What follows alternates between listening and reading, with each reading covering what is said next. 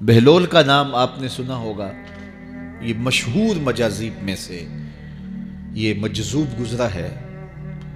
دریائے دجلہ کے کنارے اکثر گھومتا رہتا تھا اور اس کی ادائیں نرالی تھی۔ مجذوبوں کے رنگ اپنے ہوتے ہیں، سادیہ نزدیک رائے عاشقاں، خلق مجنو نندو مجنو آکل است۔ تو لوگ انہیں بے وقوف کہتی ہے، لیکن اہل عقل اور اہل تصوف انہیں دانا کہتے ہیں۔ اس لیے بہلول دیوانہ کہا جاتا تھا، لیکن بہلول دانا کہتے ہیں اہل خرد، کہ اصل حقیقی عقل تو ان کے پاس ہیں جو در محبوب تک پہنچ گئے۔ راس الحکمہ تے مخافت اللہ، حکمت اور دانائی کا سر چشمہ اللہ کا خوف ہے۔ تو جس کو اللہ کا خوف جتنا زیادہ ہوگا وہ اتنا زیادہ دانا ہوگا۔ تو یہ لوگ اسی راستے کے مسافر ہوتے ہیں، اور کسی تجلی کے وفور سے شیشہ عقل ٹوٹ جاتا ہے تو پھر ان کی کچھ حرکتیں غیر مرتب ہو جاتی ہیں، تو لوگ سمجھتے ہیں یہ دیوانے ہو گئے ہیں۔ اصل تجلیات کے وفور سے ان کے ہوش ٹکانے نہیں رہے، لیکن ان کے دل پر وہی تجلیات منعکس ہوتی رہتی ہیں، تو انہیں دیوانے کہہ دیا جاتا ہے، لیکن حقیقت میں یہ دانا ہوتے ہیں۔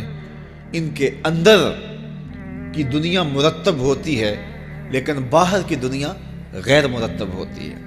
اٹھنے بیٹھنے کا کبھی پتہ نہیں ہوتا، کھا لیا تو لے لیا، نہیں کھایا تو دو دن گزر گئے۔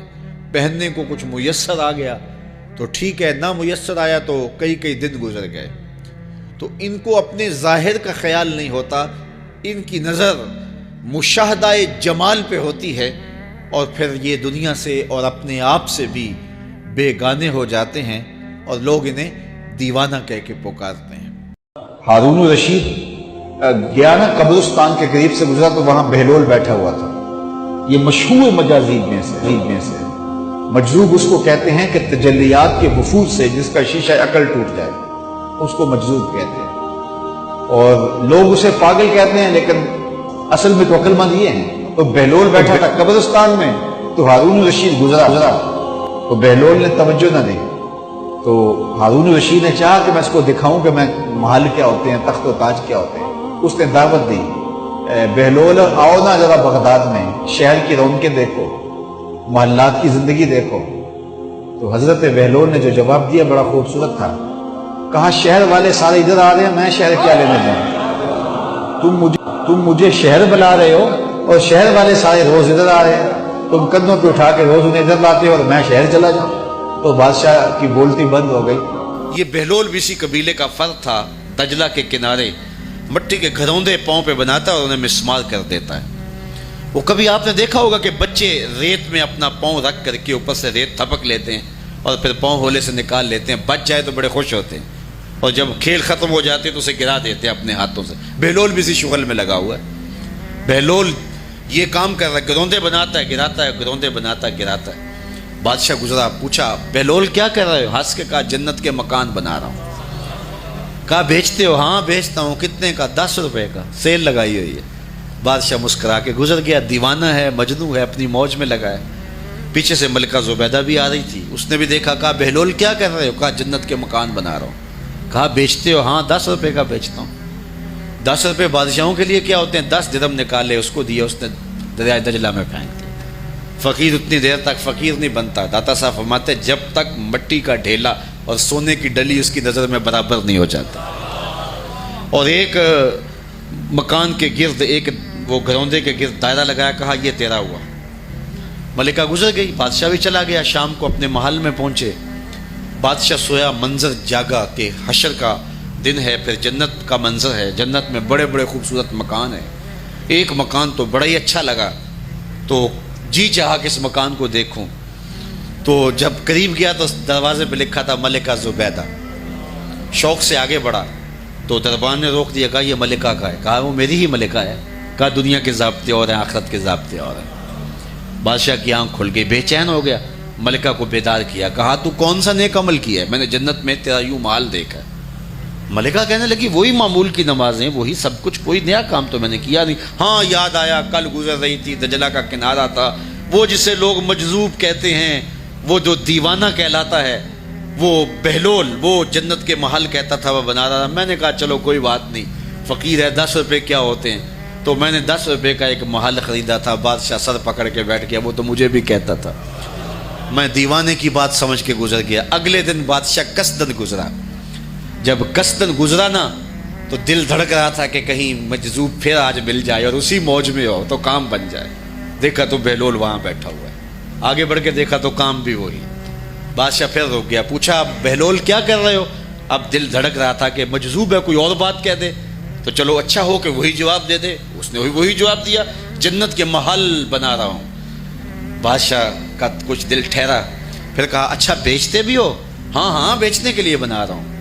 بادشاہ ادھر جیب میں ہاتھ ڈال رہا ہے اور ادھر پوچھ رہا ہے کتنے کا؟ کہا آدھی حکومت لگے گی. کہا کل تو 10 روپے کے بتا رہے تھے. کہا کل تم نے دیکھا نہیں تھا، آج سودا دیکھ کے لے رہے ہو. اللہ تعالیٰ ارشاد فرماتا ہے انما تنذر من اتبع الذکر وخشی الرحمن بالغیب. جو ان ڈٹھے سودے کرتے ہیں، جو بغیر دیکھ کے کرتے ہیں. اچھا چلو، جنید بغدادی دجلہ کے کنارے جا نکلے اور آپ کے شاگرد بھی تھے آپ کے ساتھ. تو وہاں بہلول ملے. بہلول ایک مجذوب تھے، تو کہا کہ چلیے ان سے زیادہ بات کرتے ہیں. تو شاگردوں نے کہا یہ تو ایک دیوانہ شخص ہے اور آپ اس سے کیا ملیں گے؟ آپ اتنے پڑھے لکھے عالم اور اتنے بڑے فقیہ اور صوفی، اور ایک دیوانے شخص سے آپ ملیں گے؟ دنیا اس کو دیوانہ کہتی ہے، بہلول دیوانہ. لیکن سعدی بولے کہ سعدیہ نزدیک رائے عاشقاں، خلق مجنو نندو مجنو عاقل است. کا اصل تو عاقل یہ لوگ ہیں. تو خیر حضرت جنید بغدادی گئے اور بہلول کو سلام کیا. کہا کہ آپ کون ہیں؟ تو کہا میں جنید بغدادی ہوں. تو کہا کیا کرتے ہو؟ کہا کہ میں پڑھنے پڑھانے کی ذمہ داریوں میں لگا ہوں. تو آپ نے فرمایا کہ کھانے کے آداب جانتے ہو؟ کہا کہ ہاں. ہاتھ دھوئے جائیں، بسم اللہ شریف پڑھی جائے، چھوٹا لقمہ لیا جائے اور چبا چبا کے کھایا جائے اور اس کے بعد الحمدللہ کہا جائے. تو بہلول کہنے لگا کہ میں تو آپ کو بہت بڑا عالم سمجھتا تھا، آپ تو کھانے کے ادب کو بھی نہیں جانتے. اور اپنا کپڑا اٹھایا، جھاڑا اور ایک جانب چل دیا. شاگردوں نے کہا ہم نے آپ کو کہا تھا کہ اس شخص کے پیچھے جانے کا کیا فائدہ، یہ تو دیوانہ شخص ہے.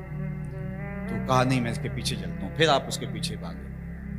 تو پھر بہلول نے پلٹ کے دیکھا. کہا کہ کون ہو؟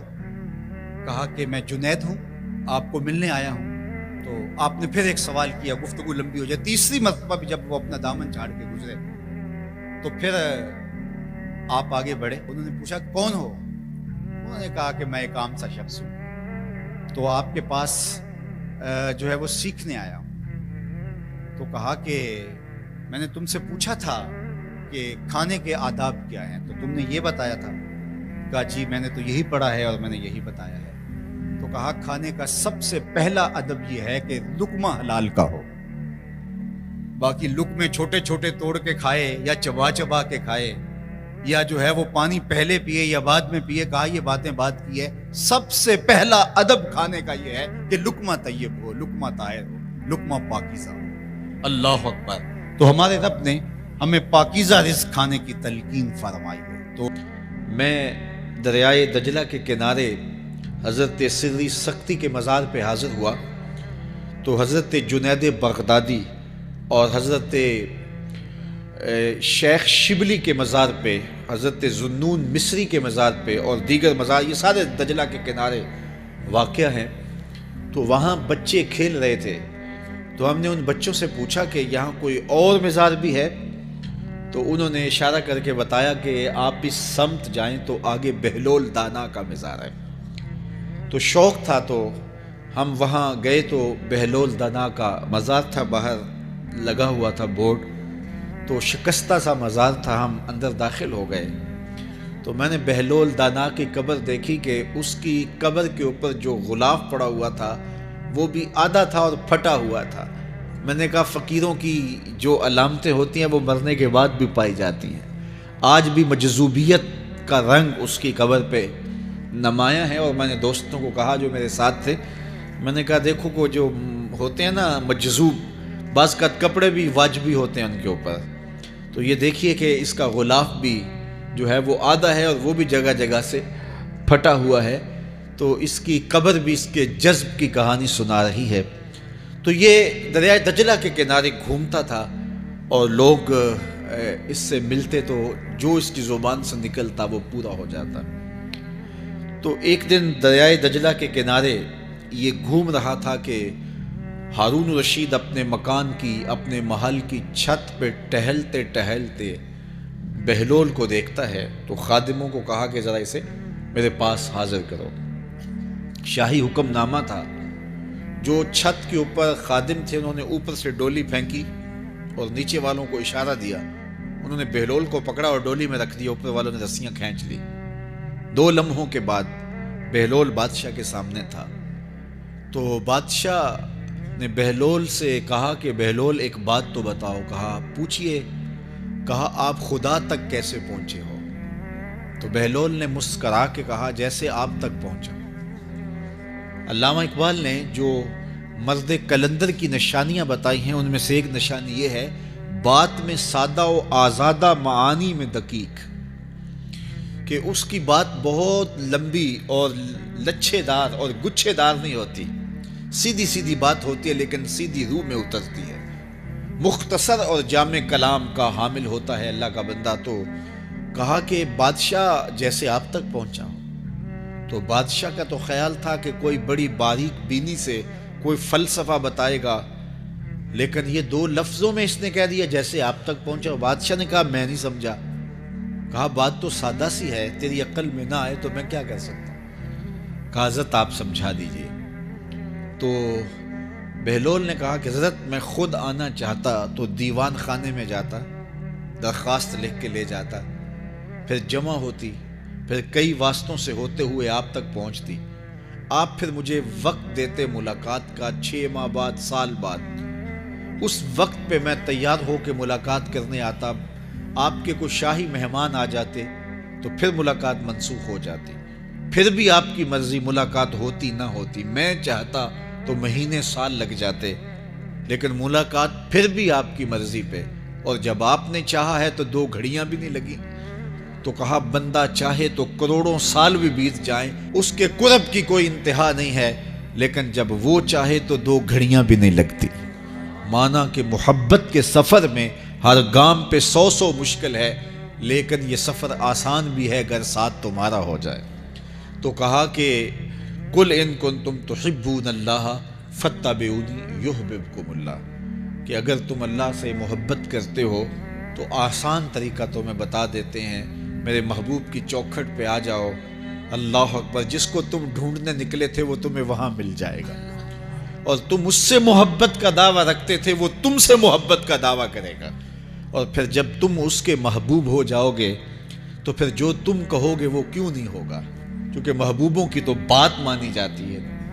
کوئی جزیرہ تھا، وہاں کا سیاسی نظم یہ تھا کہ سال کی آخری تاریخ کو جو ان کا موجودہ بادشاہ ہوتا اس کو جنگل میں چھوڑتے اور نیا بادشاہ لینے کے لیے وہ ساحل پہ آ جاتے۔ جو پہلا شخص ساحل پہ اترتا اس کو اپنا حکمران مان لیتے، جو بھی حکمران بن جاتا وہ خوش ہو جاتا، حالانکہ اس کو بتا دیتے کہ 1 سال کے لیے تجھے منتخب کیا ہے، سال کی آخری تاریخ کو تخت سے اٹھائیں گے، باندھیں گے، جکڑیں گے، اور اسی جزیرے کے دوسرے کنارے ایک جنگل ہے جہاں خاردار جھاڑیاں اور موذی جانور ہیں، وہاں تجھے پھینک دیں گے۔ وہ بھول جاتا، کہتا دیکھی جائے گی، اور سال کی آخری تاریخ جب وہ رسیاں اور زنجیریں لے کے آتے تو وہ پریشان ہو جاتا کہ آنکھ جھپکنے میں سال گزر گیا، پتہ ہی نہیں چلا، پھر روتا ہوا چیختا ہوا اس جنگل میں جاتا اور لوگ اس کو چھوڑ کے آ جاتے اور درندوں کا رزق بن جاتا، اور جو بھی آتا اس نے کبھی انکار نہیں کیا تھا۔ پہلی بار ایسا ہوا کہ جس شخص کو انہوں نے ہار ڈالے، گارڈ آف آنر دیا، تعظیم تکریم دی، سیلوٹ کیا، اس نے کہا یہ سب کیا ہے؟ کہا کہ آج کے بعد تو ہمارا حکمران ہے۔ کہا میں تو امور سلطنت نہیں جانتا، میں تو تاجر آدمی، چیزیں بیچنے آیا ہوں۔ کہا کہ ہمارا اصول یہی ہے کہ سال کی پہلی تاریخ کو پہلا شخص جو جزیرے پہ قدم رکھتا ہے وہ ہمارا حکمران ہوتا ہے۔ اس نے کہا میں تو امور سلطنت کو نہیں جانتا، تو یہ کس طرح ذمہ داری قبول کر سکتا ہوں؟ انہوں نے کہا کہ تمہیں کرنا ہوگی، اس کے علاوہ کوئی راستہ نہیں ہے، ہمارا یہ قانون ہے، ضابطہ ہے، اور یہ بھی بتا دیں کہ سال کی آخری تاریخ کو تجھے اسی جنگل کے دوسرے کنارے چھوڑائیں گے جہاں موذی جانوروں کا رین بسیرا ہے۔ تو اس نے کہا اگر انجام اتنا دردناک اور خطرناک ہے پھر تو میں بالکل جانے کے لیے تیار نہیں ہوں۔ تو انہوں نے کہا تو چاہے نہ چاہے باندھ کے بھی تخت پہ بٹھانا پڑا، تمہیں بٹھائیں گے۔ اس نے کہا اچھا مجھے یہ بتاؤ کہ سال بعد میری بات مانو گے یا نہیں؟ اس نے کہا کہ ہاں، قانون میں تو ترمیم نہیں کر پائے گا، لیکن یہ ہوگا کہ تیرے انتظامی حکم ہم ماننے پہ مجبور ہوں۔ اس نے کہا ٹھیک ہے، میں تمہارا حکمران بننے کے لیے تیار ہوں۔ رومی بولتے ہیں کہ جب بھی کوئی شخص تخت نشین ہوتا تو وہ بھول جاتا کہ میرے 7 سال کی آخری تاریخ میں کیا ہونے والا ہے۔ وہ عیش و عشرت کرتا اور یوں وقت گزارتا، سال کی آخری تاریخ آنکھ جھپکنے میں آ جاتی، لیکن یہ پہلا شخص تھا تخت نشین ہوتے اس نے پہلا حکم نامہ جاری یہ کیا کہ کمانڈوز بلائے جائیں۔ بلائے گئے، کہا اس جنگل میں چلے جاؤ جہاں تم بادشاہوں کو پھینک کے آتے ہو اور وہاں کے موذی جانور کاٹ ڈالو۔ پھر بلدیہ کے ملازمین بلائے، کہا جاؤ جا کے وہاں کی جھاڑیاں کاٹو۔ پھر معمار بلائے، کہا جا کے وہاں محل تیار کرو۔ کچھ لوگوں کو بلایا، کہا جا کے وہاں پھول لگاؤ، پھلدار درخت لگاؤ، سایہ دار شجر لگاؤ۔ پوری حکومتی مشینری اس جنگل کو کٹوانے، وہاں کے موذی جانور قتل کروانے اور وہاں خوبصورت محل بنوانے، کنویں کھدوانے اور پھلدار درخت لگوانے میں صرف کر دی۔ اب سال کی آخری تاریخ کو جب وہ زنجیریں لے کر آئے تو اس نے کہا کہ مجھے کیوں جکڑتے ہو، میں خود جانے کے لیے تیار ہوں، اس لیے کہ یہ اس تخت پہ آرام سے نہ بیٹھا، یہاں بیٹھ کے تیاری وہاں کی کرتا رہا جہاں اس نے جانا تھا۔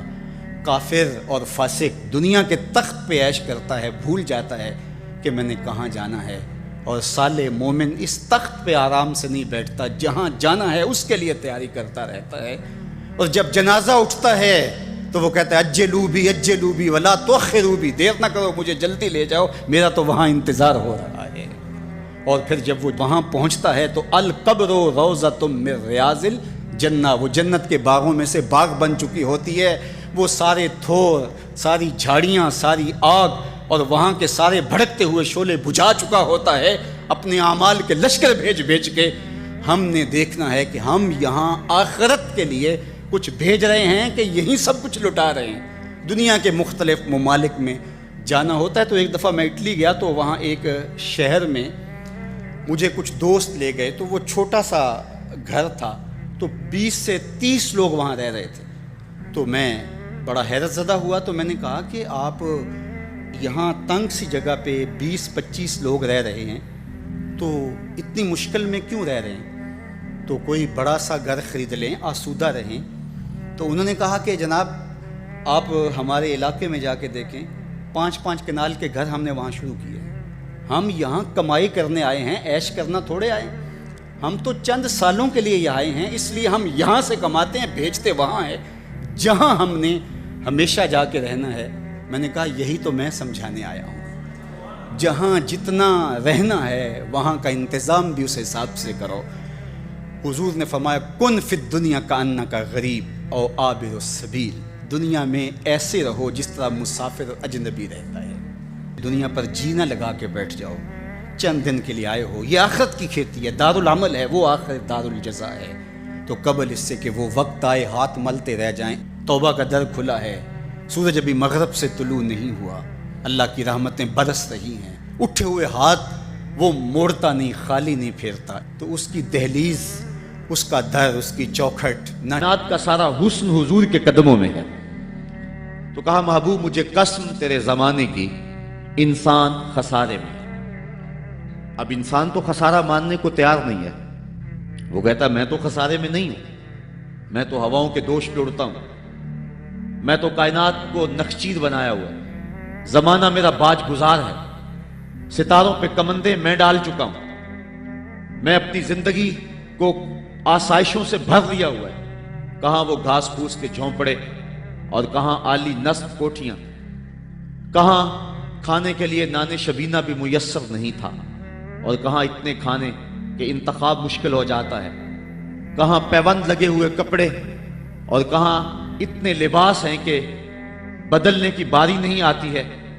تو میں تو خسارے میں نہیں ہوں، میں تو ہواؤں کے دوش پہ اڑتا ہوں، میں تو سمندر کی تہوں میں اتر جاتا ہوں، میں تو پوری دنیا کو گلوبل ولیج بنا لیا ہوا ہے، میں تو کائنات کا سارا حسن کشید کر لیا ہے، میں تو خسارے میں نہیں ہوں۔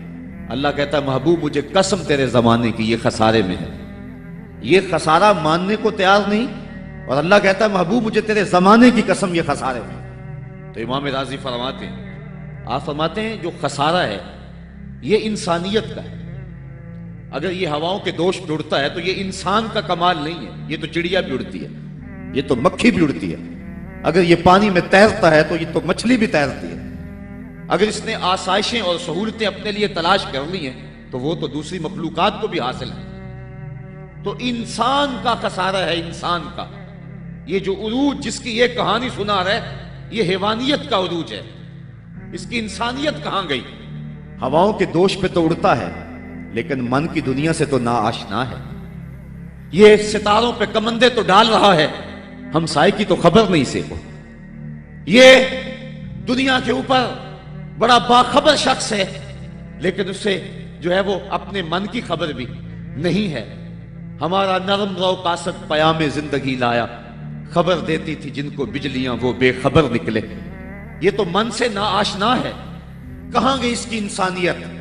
یہ ہواؤں میں اڑتا ہے، اگر چاند کی چھاتی پہ قدم رکھ چکا ہے وہاں سے خاک لا کے دکھاتا پھرتا ہے کہ یہ میں نے جو چاند سے خاک جو ہے وہ اکٹھی کی تھی اور یہ دیکھو میں تمہارے سامنے رکھ رہا ہوں۔ تو زمین پہ پہلے تھوڑا بوجھ تھا کہ اور خاک لے آیا۔ انسانیت کو اس کا کیا فائدہ ہوا؟ یہ انسانیت کا عروج نہیں ہے، انسان تو خسارے میں ہے، انسانیت تو ڈوب رہی ہے۔ گھر کی آگ بجھی تو کچھ سامان بچا تھا جلنے سے، سو وہ بھی ان کے ہاتھ لگا جو آگ بجھانے آئے تھے۔ اس کی انسانیت کہاں گئی؟ یہ بھائی ہو کے بھائی کا گلا نہیں کاٹ رہا، کہاں گئی اس کی انسانیت؟ کہا محبوب مجھے قسم ہے تیرے زمانے کی، یہ خسارے میں ہے۔ اور قسم محبوب کے زمانے کی اس لیے فرمائی کہ محبوب کے زمانے میں انسان عروج پہ تھا، انسان نقطہ کمال پہ تھا۔ اس دور کا انسان دیکھنا ہو تو ابو بکر و عمر کو دیکھو۔ تو کہا محبوب مجھے قسم تیرے زمانے کی، یہ انسان خسارے میں، اگرچہ یہ ہواؤں کے دوش پہ اڑتا ہے لیکن اس کی انسانیت لٹ چکی ہے۔ اور اگر اس نے انسان دیکھنا ہے تو محبوب آئے تیرے دور میں۔ یہ تو بھائی بھائی کا گلا کاٹ رہا ہے، خون سفید ہو گیا، ایکسیڈنٹ میں جو بچ جاتے ہیں وہ مرنے والوں کی گھڑیاں اتارتے ہیں۔ اس کی تو حالت انسانی جو ہے وہ برباد ہو چکی ہے، لیکن حسن دیکھنا ہے انسانیت کا تو آئے تیرے دور میں۔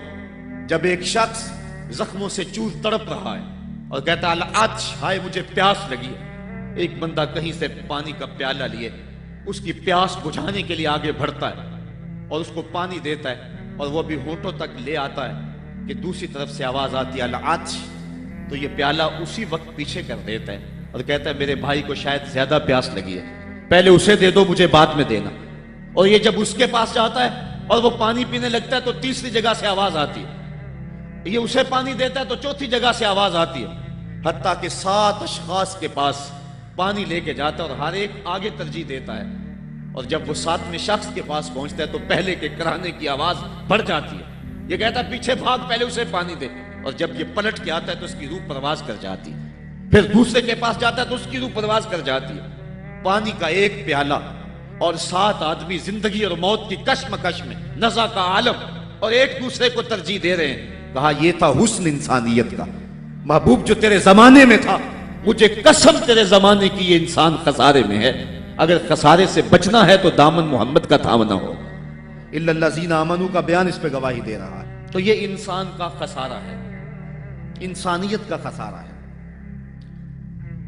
شیخ زادہ نے بیضاوی کے حاشیے میں ایک اور خسارے کا پہلو بیان کیا حضرت علی المرتضیٰ رضی اللہ تعالی عنہ سے۔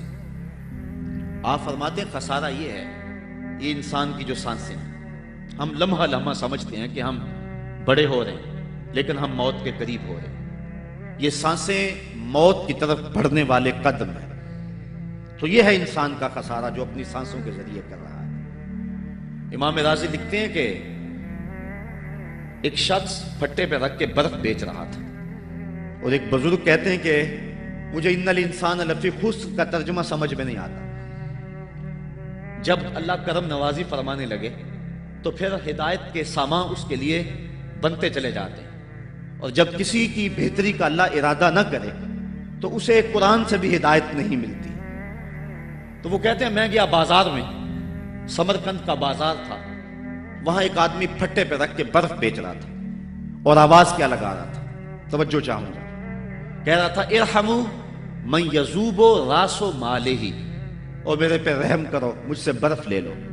اگر تم نے برف خریدنے میں دیر کر دی تو میں کمائی کیا کرنی ہے، جو میں نے پیسے لگائے ہیں وہ بھی میرے لٹ جائیں گے، میرا راس المال بھی برباد ہو جائے گا، کیونکہ برف ایسا سودا ہے کہ اگر گاہک وقت پہ نہ پہنچے تو نقصان ہو جاتا ہے۔ کوئی اور چیز ہے، آج نہیں بکی تو کل بیچ لیں گے، کل نہیں تو پرسوں بیچ لیں گے، لیکن برف کا اگر گاہک وقت پہ نہ آیا تو کمائی کیا کرنی ہے، راس المال بھی لٹ جائے گا۔ تو وہ جانے والوں کو کہہ رہا تھا ارحموا من یذوب راس مالہ، او میرے پہ رحم کرو، مجھ سے برف لے لو، اگر تم نے دیر کر دی تو میرا اثاثہ بھی لٹ جائے گا، میرا راس المال بھی برباد ہو جائے گا۔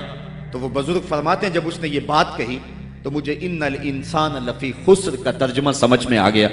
میں نے کہا کہ ہم بھی اپنے سانسوں کی برف کو پگھلا رہے ہیں، اور قطرہ قطرہ جس طرح برف پگھلتی ہے، سانس سانس کر کے زندگی پگھل رہی ہے۔ اگر جلدی جلدی ان سانسوں کے بدلے میں نیکیاں لے لیتے ہیں تو یہ زندگی بچ جائے گی، ورنہ یہ زندگی برف کی طرح پگھل رہی ہے۔ ان الانسان لفی خسر، انسان خسارے کا سودا کر رہا ہے، لمحہ لمحہ موت کے قریب ہو رہا ہے، یہ سمجھ رہا ہے میں بڑا ہو رہا ہوں لیکن یہ چھوٹا ہو رہا ہے۔ جب گنتی الٹی شروع ہو جائے تو کام جلدی زیرو پر آ جاتا ہے، کسی کی 60 سے، کسی کی 70 سے، کسی کی 100 سے گنتی الٹی شروع ہے، اور لمحہ لمحہ ہم موت کی طرف بڑھ رہے ہیں۔ یہ انسانیت کا خسارہ ہے۔ ایک مفسر ہوا تبا تبائی ہے، تو ویسے ڈاماڈول، لیکن بات بڑی پتے کی لکھ گیا۔ وہ کہتا ہے خسارے کا ایک اور پہلو بھی ہے، اور اس پہ میں آپ کی تھوڑی سی توجہ بھی چاہوں گا۔ وہ کہتا ہے خسارہ یہ ہے کہ اللہ نے ایک شے کو ایک حسن دیا ہے تو دوسرے حسن سے اسے محروم رکھا ہے، تو وہ شے کہتی ہے کہ میں خسارے میں۔ اس کی مثال وہ کہتا ہے یہ پھول ہیں، ان میں خوشبو ہے لیکن روشنی نہیں ہے، اندھیرے میں آپ ان سے چراغاں نہیں کر سکتے، تو پھول کہیں گے ہم خسارے میں، ہمارے میں خوشبو تو ہے لیکن روشنی نہیں۔ چاند میں روشنی ہے لیکن اس میں خوشبو نہیں ہے، تو چاند کہتا ہے میں خسارے میں، کہ میرے میں روشنی تو بڑی ہے، میرے دم سے کائنات میں اجالے تو پھیل جاتے لیکن خوشبو نہیں ہے، میں خسارے میں۔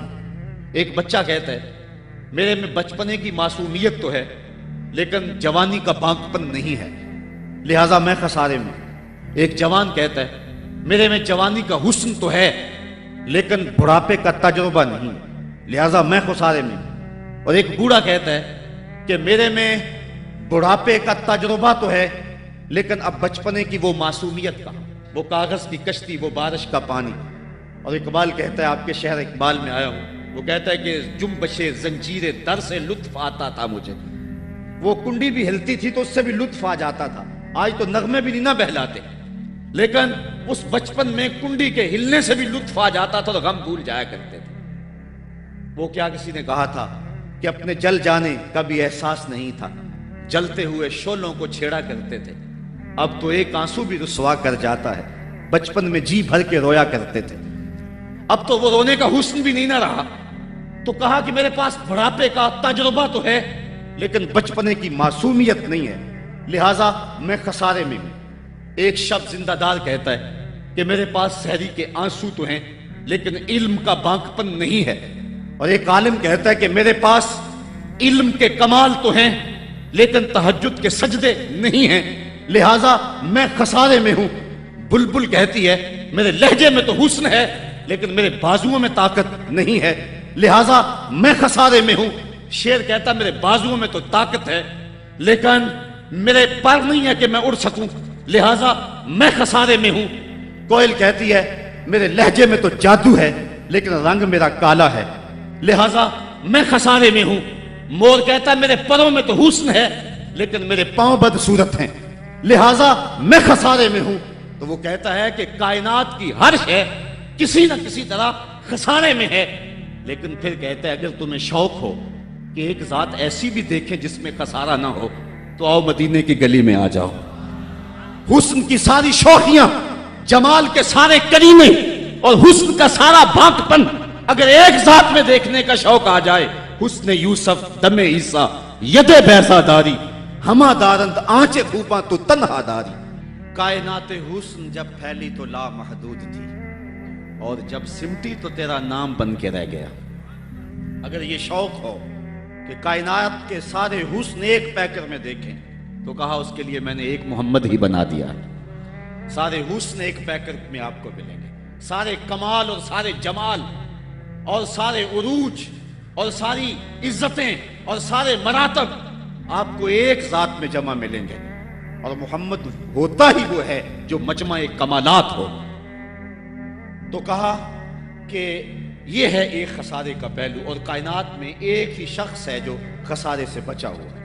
اب جو اس ذات سے وابستہ ہوگا وہ بھی خسارے سے بچ جائے گا۔ الا الذین آمنوا، جس کے ہاتھ میں یہ دامن ہو وہ خسارے سے بچ جائے گا، ورنہ خسارے سے کوئی بچ نہیں سکتا۔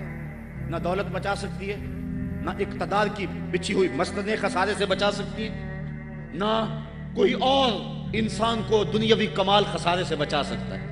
اگر خسارے سے بچنا ہے تو ہاتھوں میں دامن مصطفیٰ لینا ہوگا۔ وہ کبھی آپ نے دیکھا ہوگا، اب تو وہ دور بدل گیا ہے، وہ چکی ہوتی تھی جس میں وہ گندم پیستے ہیں، مختلف چیزیں، تو اس کے دو پتھر ہوتے ہیں، ایک نیچے والا ساکن، اوپر والا متحرک، تو درمیان میں اس کے ایک کلی ہوتی ہے جس کے ارد گرد اس کو گھماتے ہیں، تو وہ جو دانے ہیں وہ درمیان خالی جگہ میں ڈالتے ہیں، اس کو گالا کہتے ہیں، اس میں ڈالتے ہیں اور پھر اس چکی کو گھماتے ہیں، تو جو دانے اس مرکز سے، اس کلی سے ہٹ جاتے ہیں وہ پس جاتے ہیں، اور جو اس کلی سے لگ کے رہتے ہیں وہ بچ جاتے ہیں۔ کہا محبوب مجھے قسم تیرے زمانے کی، انسان خسارے میں ہے، الا الذین آمنوا، بچے گا وہ جو تیرے دامن سے لپٹ جائے گا۔ اور یہ میں مفہوم ایمان کا جو آپ کے سامنے دامن مصطفیٰ سے تمسک اختیار کرنا، یہ میری جذباتیت کا کمال نہیں، حقیقت ہی ہے۔ علامہ سعد الدین تفتازانی علیہ رحمہ شرح قائد میں لکھتے ہیں کہ ایمان ہے کیا؟ آپ فرماتے ہیں الایمان ہی تصدیق بما جاء بہ النبی صلی اللہ علیہ وسلم، حضور کے علاوہ ایمان ہو ہی نہیں سکتا ہے، یہ ممکن ہی نہیں ہے۔ اور یہ بات بھی ذہن میں بٹھا لیں کہ حضور سے ذہنی تعلق کا نام ایمان نہیں ہے، حضور سے قلبی تعلق کا نام ایمان ہے، اور یہ میرے مسلک کی پہچان ہے۔ صرف ذہنی تعلق کا نام ایمان نہیں ہے، قلبی تعلق کا نام ایمان ہے۔ اس کو مزید سہل کروں تو حضور کو نبی جاننے کا نام ایمان نہیں ہے، نبی ماننے کا نام ایمان ہے۔ ورنہ کتنے لوگ تھے جانتے تھے لیکن ایمان نہ لائے۔ الذین آتیناہم الکتاب یعرفونہ کما یعرفون ابناءہم، جن کو ہم نے کتاب دی وہ ایسے جانتے تھے جس طرح بیٹوں کو جانا کرتی، لیکن اس کے باوجود ایمان نصیب نہیں ہوا۔ ایمان جاننے کا نام نہیں ہے، ایمان ماننے کا نام ہے۔ پھول کو بلبل جانتی نہیں، مانتی ہے۔ اگر مانتی نہ ہوتی تو پھول کے گرد رقص سے بسمل کے تماشے نہ کرتی۔ شمع کو جانتے سارے ہیں لیکن مانتا صرف پروانہ ہے۔ تو ایمان جاننے کا نام نہیں ہے، ایمان ماننے کا نام ہے۔